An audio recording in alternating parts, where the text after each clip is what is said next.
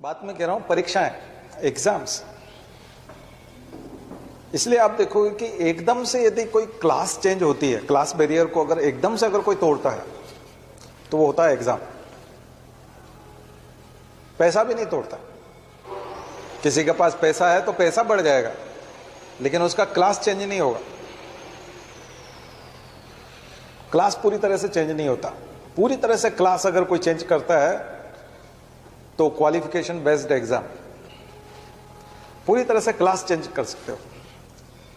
एकदम lower class आदमी एकदम अपर क्लास में जा, यूपीएससी का ही एग्जाम्पल लेना। अगर हम ये भी मान लें कि ये कोई बहुत परफेक्ट एग्जाम नहीं है, इसमें बहुत सारी कमियां हैं, उसके बावजूद भी, तमाम कमियों के बावजूद भी वो क्लास बैरियर को तोड़ता हुआ दिखता है। बहुत सारे ऐसे लोग जो लोअर क्लास के हैं, उनको मात्र एग्जाम, किताबों की तो कोई कमी नहीं है, केवल एक ट्यूबलाइट का प्रकाश चाहिए और वो फोड़ के रख देता है और क्लास बैरियर को तोड़ के रख देता है। ढेरों लोग हैं ऐसे, लाखों की संख्या में लोग हैं जिन्होंने एग्जाम के सहारे क्लास को बदल के रख दिया, अपना वर्ग परिवर्तन कर लिया, क्लास चेंज कर लिया। वो है एग्जाम। तो इसलिए जब संविदा नियुक्ति की बात आती है और कुछ आती है, तब आप देखते हो कि वो जब बल्क में बहुत सारी भर्तियां करते हैं तो 1/3 वेतन पे करते हैं, चाहे वो एग्जाम ना लें, ऐसे ही आवेदन मंगवा लेते हैं, छटनी कर लेते हैं। लेकिन क्या वो उतना वेतन दे पाते हैं जो एग्जाम के बाद मिलता है? एकदम से एग्जाम के बाद जो वेतन मिलता है वो नहीं दे सकते, क्योंकि एग्जाम के बाद जो वेतन मिलता है उसमें आदमी मकान बना पाता है, बच्चों की शादी कर पाता है, परिवार बसा पाता है, ये सब चीजें कर पाता है। तो हम लोग जिस परीक्षा की तैयारी कर रहे हैं या जो भी किसी भी परीक्षा की तैयारी कर रहे हैं, आप अपना क्लास चेंज करते हैं, आपका क्लास चेंज होता है, सबसे बड़ा बात है। भारत में और कोई मीडियम ही नहीं है। आप बिजनेस में जाएंगे तो ऑलरेडी एस्टेब्लिश्ड लोग हैं बिजनेस में, वो आपको आगे नहीं निकलने देंगे, बहुत दिक्कत आती है, बहुत स्ट्रगल है। इन्वेस्टमेंट के उसमें चले जाए तो बड़े बड़े घराने हैं, वो आपको वहां टच ही नहीं होने देंगे, वहां आप छू नहीं सकते उनको। तो बैरियर बहुत बड़े बड़े बैरियर हैं। तो आपको अगर जिंदगी में कुछ करना है तो आपके सामने एक बहुत आसान तरीका है कि हम पढ़ाई करें, प्रॉपर पढ़ाई करें, सही तरीके से पढ़ाई करें, सिलेबस को फॉलो करें और उस बैरियर को तोड़ डालें। और वो परमानेंटली टूट जाएगा, आपका क्लास परमानेंटली टूट जाएगा। आप नए क्लास में प्रवेश कर जाएंगे, आपकी फैमिली नए क्लास में चली जाएगी। तो ये साधारण घटना नहीं है, ये बहुत बड़ी चीज है।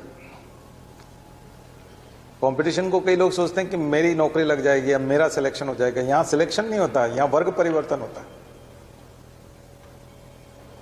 इसीलिए आप देखते हो कि रिजर्वेशन का भी अपना इंपॉर्टेंस है। ईडब्ल्यूएस वाला आया तो काफी बच्चे बोल रहे हैं कि ईडब्ल्यूएस पे भी कुछ बोला जाए, तो वो तो मैंने पहले भी कई बार ईडब्ल्यूएस पे बोला है आपके सामने। तो वो वर्ग परिवर्तन करने वाली बात है। यहाँ कास्ट वाला अलग मामला, कास्ट बेस तो आपको जाति आधारित तो आरक्षण मिलता ही है, लेकिन यहां वो निम्न वर्ग को है, गरीब वर्ग को है, इकोनॉमिकली वीकर को है, तो उसका क्लास चेंज होगा। और वो कितना कॉन्स्टिट्यूशनल है, कितना क्या है, वो एक अलग चीज है, वो अलग मुद्दा है। फैसला जरूर आ गया है सुप्रीम कोर्ट का, लेकिन उसके बावजूद भी ये बहस छिड़ी हुई है, क्योंकि पहली बार ऐसा हुआ है कि चीफ जस्टिस जो है वो उस पैनल में सामने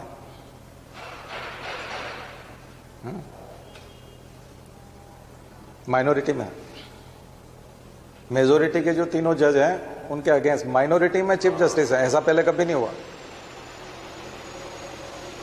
ये पहली बार हुआ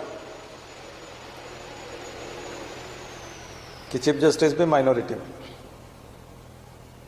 और ऐसा भी पहले कभी नहीं हुआ कि पहले 9 जज बेंच ने बोल रखा है कि हमेशा जो आधार होगा वो एजुकेशनली बैकवर्ड और सोशली बैकवर्ड ही होगा, इकोनॉमिकली बैकवर्डनेस का आधार होगा ही नहीं। ये 9-0 से वर्डिक्ट आ चुका है सुप्रीम कोर्ट, उसको 3-2 से चेंज हो रहा है, 5 जज बेंच जो है उसको चेंज कर लिया। ये भी फर्स्ट टाइम है। बहुत सारी चीजें, ये जो वर्डिक्ट आया है इसमें बहुत सारी चीजें फर्स्ट टाइम हुई है। भारत के जुडिशरी की हिस्ट्री में कभी हुआ ही नहीं ऐसा, फर्स्ट टाइम हुआ है। खैर वो एक अलग मुद्दा है, लेकिन क्लास चेंज तो होती है। उच्च जाति में आने का मतलब ये नहीं होता ना कि वो उच्च वर्ग में है, वो निम्न वर्ग में है, तो क्लास तो चेंज होगा। और क्लास चेंज होने का मौका जो है आपको यूपीएससी भी देता है और तमाम एग्जाम्स भी देती है। मात्र अगर इस देश में एग्जाम्स ही बंद हो जाए कि अब एग्जाम्स नहीं होगी लेकिन भर्तियां होंगी, नौकरियां होंगी, लेकिन एग्जाम्स नहीं होंगी, तो आप सोच लो क्या होगा। कौन लोग होंगे? भाई भतीजावाद होगा कि नहीं? पार्टी वाले अपने पार्टी के लोगों को लेंगे कि नहीं? पहले से जो लोग पहले वहां हैं वो अपने ही लोगों को फिर से भर लेंगे।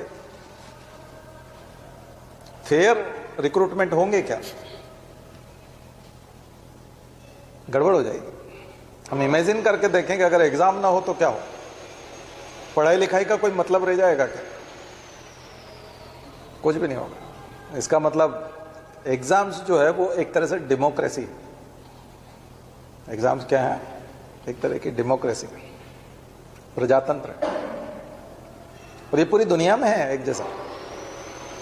ऐसा नहीं कि रिजर्वेशन दुनिया में नहीं दिया जाता। अमेरिका में खुद में रिजर्वेशन है एक तरह का, अफर्मेटिव एक्शन बोलते हैं उसको। वहां पर इंडियंस को और हिस्पैनिक्स को रिजर्वेशन मिला हुआ। बहुत कम नंबर पे कॉलेज में एडमिशन हो जाता है। नौकरियों में नहीं है, लेकिन एजुकेशनल इंस्टीट्यूशंस में, कॉलेज में, यूनिवर्सिटीज में दाखिला जो होता है उसमें हिस्पैनिक्स को और इंडियंस को कम परसेंटेज पे ले लेते हैं, और वहां के लोकल लोगों को ज्यादा परसेंटेज लाने पड़ते हैं।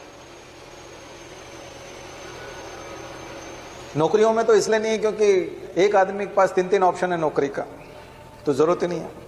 जनसंख्या बहुत कम है, रिसोर्सेज बहुत ज्यादा है, अवसर बहुत हैं, अपॉर्चुनिटीज बहुत हैं, तो नौकरियों में तो देने की बिल्कुल भी जरूरत नहीं। भारत में भी यदि हो जाए कि एक आदमी पे 3-3 नौकरियां हो तो रिजर्वेशन का क्या करना है? रिजर्वेशन की कोई जरूरत ही नहीं रहेगी। भारत में तो चूंकि वो एक अनार 100 बीमार वाला मामला है ना, नौकरी बहुत कम है और डिमांड करने वाले आवेदक, एप्लीकेंट्स बहुत ज्यादा है, इसलिए प्रॉब्लम है रिजर्वेशन।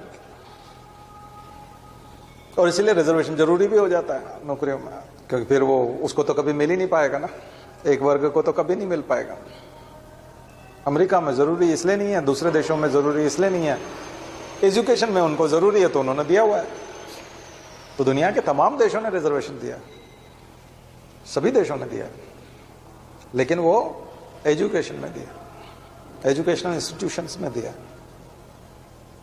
क्योंकि वही जरूरी है। बस एक बार वो तैयार हो गया, इसका मतलब कंपटीशन के लायक बनाते हैं, एग्जाम के लायक बनाते हैं।